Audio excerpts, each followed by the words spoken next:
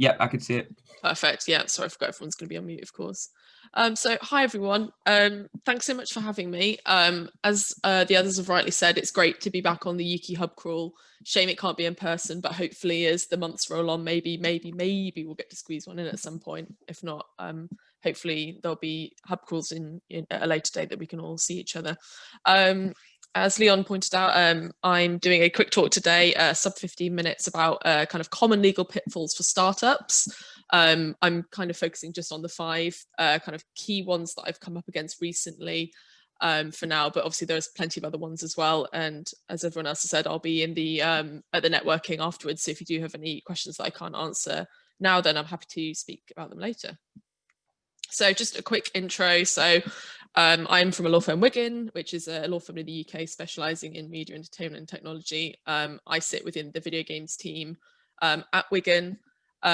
Before I was in private practice, I used to work in-house at Disney Interactive and at King. So I have a number of years experience of working in-house under my belt. So I've worked both with and in games companies. I'm also a gamer, so see me on either of those 2 games at any point at the moment. And if you do want to get in touch with me after today's presentation, then please feel free to contact me on either Twitter or my email there. So as I said, just the 5 today, but if you've got any other questions, please let me know. So straight into it. So number 1, founders never fall out. Unfortunately, this is something that does crop up, not super often, I'm thankful, but it does happen. We have a number of clients that are, university friends or, long-term friends or colleagues from previous roles. And most of the time, things are obviously incredibly successful. The game studios do incredibly well. But now and again, you do get situations where the founders essentially do want to part ways, either some of them remaining at the studio that's been built and ejecting, possibly 1 or 2 other people, or the whole studio breaks down and they decide to go their separate ways. And essentially the thing here is, being prepared for that situation. It's not a particularly, great conversation to have with your fellow founders, particularly when things are going well and the company is making good revenue and the game is selling well. But equally, having that legal framework will help you massively in those times. So top tips based on that is form a company. Seems super obvious, but having that legal limited liability protection is absolutely vital for yourself. And it will also mean that, if things do go badly, that having an exit, hopefully, or selling the company potentially to another party will be a lot easier. There's a whole other load of benefits as well that your accountant could tell you about setting up a company as well, such as, tax benefits, the ability to, do dividends instead of a salary. So whole talk could just be done on that topic alone. Think carefully about your shareholdings. This kind of goes back as well to Matt's point, considering that you can divvy up your company to investors as well, and other financing specialists. But think about who essentially has control of the company, who's got the ultimate, power to direct where the company goes and potentially eject you or somebody else. This ties into the next point about a shareholders agreement. This is something that is often overlooked by early startups, which is essentially working out what kind of powers the shareholders each have, both over the company and over each other. Again, there might be specific arrangements or decisions that you only want certain shareholders to have a say over, or you might want to set out what happens if one of the shareholders or founders leaves. Do they have to sell their shares? Can they walk off with the shares, etc.? And the key thing about these documents is the fact that you do need to update them over time, particularly in the startup days when you potentially are bringing a lot of different investors on board. These documents are living documents and need to represent what the company actually, what the company's position is at this point in time. So don't just do these documents and then forget about them, because they can be then very unhelpful in future. The second point that I always come up against for early age startups is the kind of difference between contractors and employees, and then the IP that flow from both those parties. So a lot of startups can have the misconception of essentially, I've paid for somebody to do some of the work for my game, so I should own it. And unfortunately for the contractors that you've worked for, even if you've paid for it, unless there is an actual assignment of the IP, you do not own that work. For an employee, it's a little bit different because there is a legal mechanism at law that even if you don't have an employment agreement in place, the work, insofar as it meets certain criteria, will pass to the studio. But contractors, particularly in the early age startups, where they might not necessarily want to have an employee full-time on an ongoing basis, but they just want, say, an individual to do like some art assets or a few shaders for their game, quite often they will want to use a contractor arrangement. And overall, the law decides for you in terms of who is an employee and who is a contractor. And this is something that HMRC in particular is very much hotting up on in the recent years. There's some legal changes and tax changes coming into force in April called IR35, which deals with contractors using personal services companies contracting with studios. So it's worth, if you're a startup, talking about this with your accountant, because it may impact how you hire talent for your studio going forwards. So top tips for this kind of particular issue is get good template contract and employment agreements and know when to use them.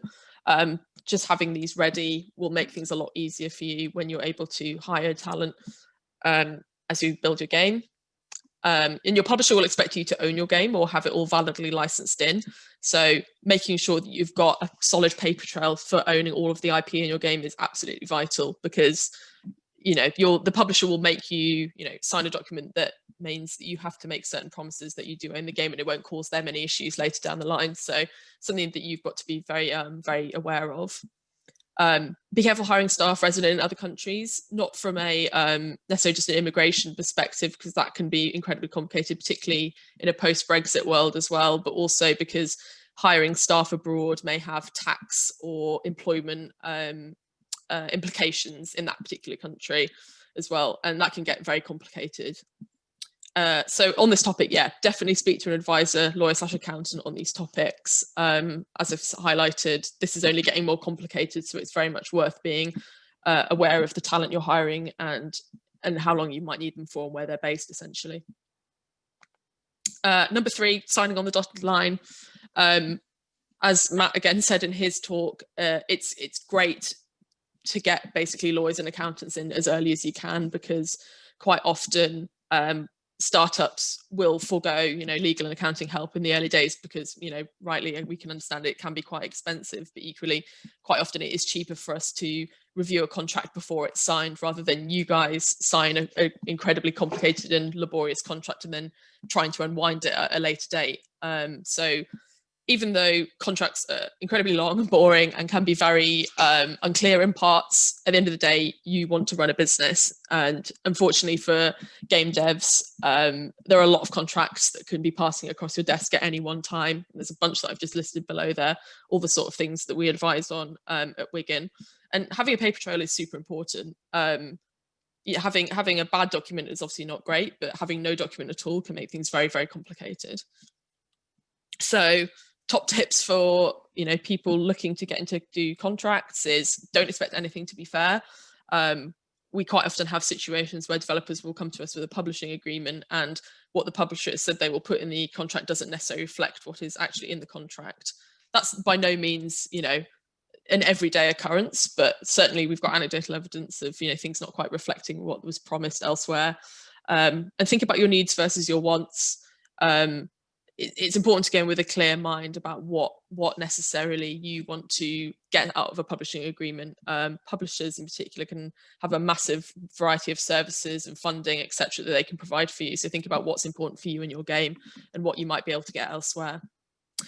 Speak to other devs. If you know the devs, speaking about their experiences working with certain partners or certain individuals may be really helpful. For example, there's a whole games industry Slack for the UK called, I think it's called the UK Games Industry Slack, which there's a lot of people in there that talk about, their experiences, just as on a wide kind of games industry scale. And as I said, get advice early and be prepared to walk away, ideally. I know that can be incredibly difficult, particularly if things are time sensitive and you have to think about the funding for your game. But if at the end of the day, this publisher isn't the right one for you, or this partner isn't the right one for you, then it's best to be able to be in a position where you can just go and find, a partner elsewhere. Number 4, so kind of moving more into the kind of game specific stuff now for the last 2. This is, again, one of these issues that does come up quite often. And essentially, quite often, developers will come to us and they will say, we've made X game already. We're planning to release it, in 6 months. We've got the website up. We're thinking about soft launching it or putting it in early access. And then we go to look at trademarking the game name. And unfortunately, there's a bunch of stuff out there already that is super similar. So the examples on the left include my old boss, Candy Crush Saga, who had various issues with other games with Saga in the name, which I think were resolved quite swiftly after the bad PR.